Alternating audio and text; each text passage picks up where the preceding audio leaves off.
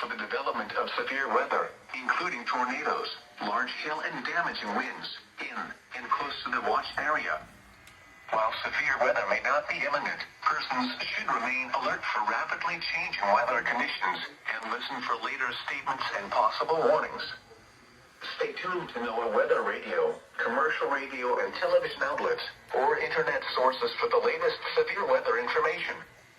Repeating, Tornado Watch number 22 has been issued until 1 a.m. Central Standard Time Wednesday for the following counties in Alabama: Greene and Hale,